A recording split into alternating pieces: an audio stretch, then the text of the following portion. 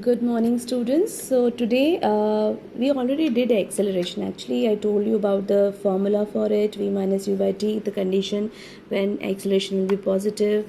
That means acceleration is in the same direction as motion or velocity.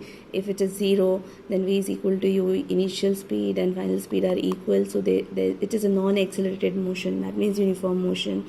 If it is negative acceleration, then the acceleration is in opposite direction of motion or velocity. Now acceleration type. So you have a uniform acceleration and non-uniformly accelerated motion. Both types of motion. Uniform acceleration, if an object travels in straight line and its velocity increases or decreases by equal amount in equal interval of time, then the acceleration is said to be uniform acceleration. Now here straight line it is mentioned. That means there should not be change in the direction. If direction changes, then the acceleration will also change.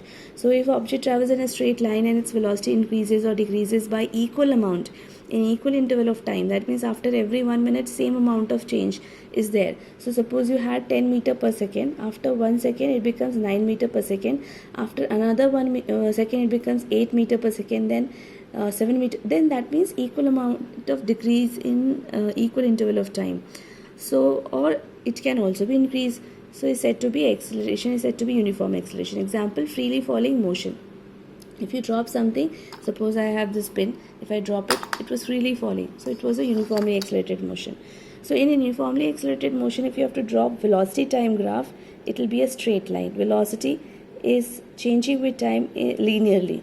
So it's a straight line. This is also a straight line velocity time graph. These both represent uniformly accelerated motion.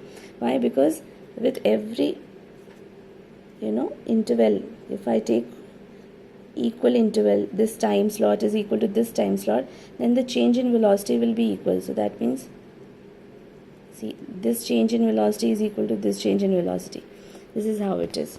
Okay, then if you have to calculate from the velocity time graph, if you need to calculate how much is the acceleration, you can calculate acceleration from this graph.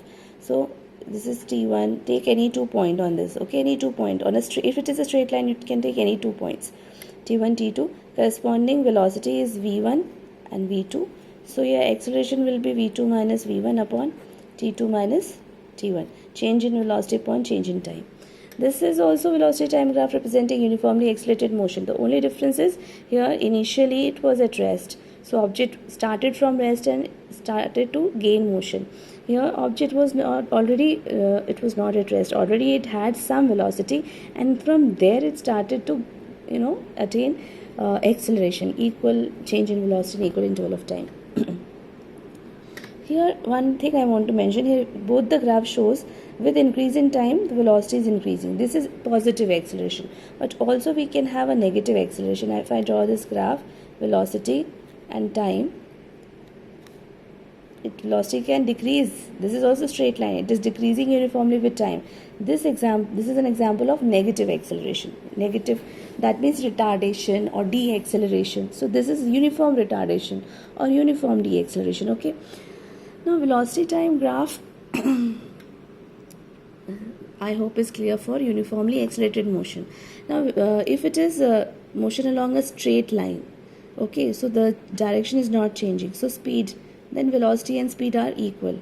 They are equal entity because direction, we are talking about magnitude then. So here just speed time graph can also be written, it will be same formula. Yeah, okay. Now you come here, non-uniformly accelerated motion. Non-uniformly accelerated motion matlab your velocity is not changing equally with equal interval of time. So because velocity is vector, even if the direction is changing, then the velocity is changing. Okay, so if it is said to be, if an object is said to be moving with non-uniform acceleration, an object, okay, non-uniform acceleration if its velocity changes at non-uniform rate. Okay, velocity is changing at non-uniform rate, so its direction is changing at non-uniform rate, or its magnitude, that means speed is changing at non-uniform rate, that means unequal change in speed in equal interval of time, then it is non-uniformly accelerated motion. So velocity time graph is not a straight line, it will be curve. It can be any kind of curve, it can be like this, it can be like so any curve, not a straight line. But if your velocity is this, like this, okay, if your velocity is this, velocity time. Then your velocity is not changing with time, its magnitude is same. This is non-accelerated. Here acceleration will be 0. There is no acceleration in this. This is a different case altogether. So that's why I've not done it here. This is non-accelerated motion. Non-uniformly accelerated motion. It is non-accelerated motion. It is uniformly accelerated motion. Okay, I hope this is clear to you all. Then there's an question here. If you, in your everyday life, you come across a range of motions, okay, in which you have to give example for all these four. Acceleration is in the direction of motion. Acceleration in the direction of motion means speeding up. So when you apply accelerator on a car, your acceleration is in the direction of the motion of the vehicle. You speed up. Acceleration is against the direction of motion. So here, if acceleration is against, then you'll slow down. That means applying brake. So when you apply brake to your vehicle, then this is the condition. Then acceleration is uniform. Uniform acceleration is freely falling body, I told you. Acceleration is non-uniform. So acceleration is non-uniform when suppose you are moving on a circular path. So circular path with same speed, even if you are moving with same speed, direction is changing. So it's a non-uniformly accelerated motion. Okay, now Rahul's bicycle. This is example given 8.4. Rahul bicycles. He was at rest, then he bicycles to gain a speed of 6 meters per second in 30 seconds. He gains this much speed. Then he applies brake. Okay, and brakes, and his speed becomes 4 meters per second in next 5 seconds. So 30 seconds is gaining speed, and in the next 5 seconds he reduces his speed from to 4 meters per second. Now calculate acceleration in both cases. There are two cases. Initially he is speeding up, so your acceleration will be v minus u by t. Your v is 6 meters per second, u is 0, and t is 30 seconds. So it will be 6 minus 0 by 30. I have not changed any units because this is SI unit, this is also SI unit. So this will be 1 by 5 meter per second, which is 0.2 meter per second square. Okay, per second square. Now the second case here, for the second case, that means this case, your initial velocity is 6 meter per second. Okay, he attained this much. This is, now it will become initial, and his final velocity will become, so this will become u, and v will become 4 meter per second. Time is 5 seconds. So your acceleration now, v minus u by t, will be equal to 4 minus 6 by 5, which is minus 2 by 5, which is minus 0. How much? 5? 0.4, sorry. Minus 0.4 meter per second square. Okay. Now see, next question. When will you say a body is in uniform acceleration? So you have to basically write definition here. Okay, non-uniform acceleration. So you write definition of uniform acceleration, non-uniform acceleration. Then a bus deaccelerates its speed, okay, from 80 km to 60 km per hour in 5 seconds. This is SI unit, but these are not SI unit. Okay, Swati had a doubt about meter per second is SI unit. What about kilometer per hour? But then you know kilometer per hour is a unit, is also a unit. Centimeter per second is also a unit, but they are not SI unit. SI unit is meter per second. So time is given in SI unit. We will change these also in SI unit, and then we will find acceleration. Okay, so for this second question, answer of question number 2, you see initially it was 80 kilometer per hour. Okay, so this will become 80 into 1000 upon 3600, and final velocity becomes 60 km per hour.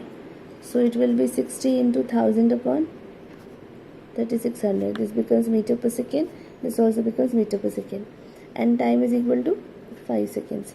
So acceleration will be v minus u by t.